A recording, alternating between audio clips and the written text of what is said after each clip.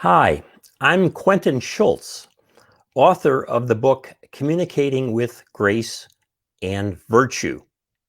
And I would like to share some thoughts with you from chapter 1 of the book. Chapter 1 of Communicating with Grace and Virtue is all about calling. The idea that we are called to communicate. Now, this may sound a bit strange that we're called to communicate, but hang in there with me. Let's start with a very important source, namely my grandson. He's 5 years old. We're walking up the sidewalk to the zoo, and suddenly he hits a crack with his foot, big crack in the cement, and he just about falls over on his face. He wobbles around a little bit and then catches himself and manages to stand up, and then he swings around and looks at me. He says, "Grandpa, wow, I wasn't expecting that." Of course, I wasn't either. I mean, it was just boom, boom, boom, and he could have gone down. It could have been terrible, but somehow he kept his balance. We both breathed a little bit easier at that point, laughed, and went on into the zoo to have a good time. Wow, I wasn't expecting that. To some extent, this is what our lives are like. With communication, we move forward in life and we hit cracks. Sometimes we hit whole walls and it stops and we're in deep trouble. Communication does not always come easy. It doesn't come as naturally as we think. It requires some work. I know this well from my own life. You see, I grew up with a father who was an alcoholic until he died when I was in high school. And my mother was a paranoid schizophrenic. It was a very difficult situation. I didn't learn a lot about communication or much good about communication. I hit a lot of walls, a lot of cracks, and I had to learn along the way. And what I'm doing in this book is sharing with you some of my experiences, and I'm doing that in the videos here as well, so that you might, in fact, be able to overcome some of the cracks in the walls better than I did. What does it mean to think about communication as a calling? Here's what I think it means. We are called to be servant communicators, to use the gift of communication to serve others. Sometimes to serve ourselves too, but that's not primary. Serving others, I think, is primary. We're called to be servant communicators. It's built into us. You can see communication as a gift, and with the gift, we give thanks and we use the gift well. In this case, the gift of communication that's built into us. If I may put it this way, it's part of our createdness, the way we're created as human beings. So we are called to be servant communicators. Now, we use this gift of communication in 3 different ways, and I'd like to talk about each of these in this video with you. These are where we are called, or how we're called, or, if you will, the ways that we should think about the calling of communication. 3 ways. One is to nurture relationships.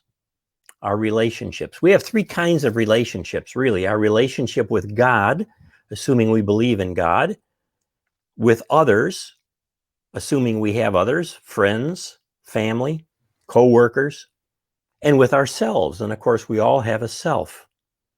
So 3 kinds of relationships.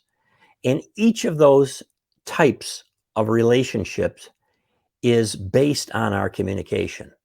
We create relationships through communication. We maintain them through communication. We change. Sometimes we destroy relationships because we don't communicate very well. So our relationships are nurtured in and through communication. Well, how does that happen? It happens, for example, at my dining room table, where we have family, extended family over. We're around the table, we're chatting, we're having fun over a meal. And then all of a sudden, I feel under the table a kick. And it's from my wife. She's giving me a little kick because she wants me to know that what I am saying, or at least starting to say, is something that I shouldn't. I ought not to go there. I tend to be a controlling kind of communicator. And she's better at saying, well, that's not a good thing right now relationally. You better knock it off, honey. So she gives me a little kick. Communication under the table. She is using the gift of communication as a steward of communication to help us have better relationships with each other and, of course, with the rest of the family. So that's one example, but all of our relationships are like this. We nurture them through communication. So it's a wonderful thing. It is a terrific gift, but sometimes we just don't think about it in ways that we should. When I read books online to my granddaughter, I am developing a relationship with her. I'm not just reading the book. Reading the book is great, but I ask her questions and we talk about it. It's not as good as if I were with her and she was feeling me next to her. I was holding her on my lap and reading a book. But it's the next best thing that now at this time in my life that I can do. So I do it. So in one way or another, all of us, sometimes even just by listening, just by listening to another person, it's terrific. When we listen to someone, it's a way of developing the relationship because it says to them, we care about them. They have value just by listening. So in and through communication, we develop relationship with God, with other people, and with ourselves. We also manage culture.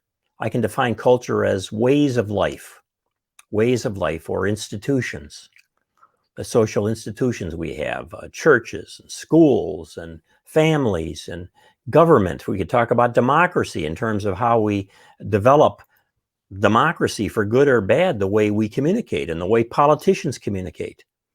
So communication has this other calling part of it, which is that we use it to manage culture and social institutions. It's very, very important in how we do this. In fact, I wonder sometimes given how communication is developing, at least in certain parts of the world right now, through social media, where people get very angry and irritated and they fight, and politicians post nasty things on Twitter and Facebook, and people are arguing all the time. I wonder if government, or more specifically democracy, can survive that. So we have to think about communication as a calling to help us maintain relationships and also to manage culture, ways of life, including social institutions. And then third, we use this gift of communication as a kind of calling to enjoy and even celebrate life. So much communication is enjoyment. It's fun. It's a gift that allows us to enjoy so much. I love getting together with people and telling stories about what's going on in our lives. It's great. What a thing to be able to do that and to share our concerns, to build each other up as we get together, and to enjoy each other's company. In so many ways, it's really remarkable how we can enjoy and delight in life through this gift of communication. Much of it is through stories, and we'll talk much more about that in later videos and chapters in the book. Stories are so important, the stories that we tell. And so I began here talking about what happened with my grandson and I. Wow, I wasn't expecting that, he said. But he landed standing up. And so in communication, when things are going well, we could say God's grace is present. There is grace there. It's not just a matter of our skill, though our skill is important. We're standing up. We hit the cracks, we hit the walls, but we move forward, and grace is there. So I want you through all of these videos to learn, and my book, as much as you can about communication, but also to accept the grace that's coming along. In fact, the next chapter of the book in the next video is on gratitude. Because to be grateful for the gift of communication and for every bit of grace that comes through communication is a wonderful starting point for each of our lives and our relationships and our social institutions and in enjoyment and giving thanks. Again, this is from chapter 1 of my book, Communicating with Grace and Virtue. Pick up a copy of the book if you don't have one, and also You can go to my website, quentinschultz.com, get more information about me, and sign up for my newsletter. It's free. I just send out every month or two some information about communication, because I hit a lot of walls in life. I hit a lot of cracks, but also a lot of grace. And I want to share with you how that grace comes through so that you can be a better and more grateful communicator too. Thanks so much for watching this. I really appreciate it. Peace to you, my friend.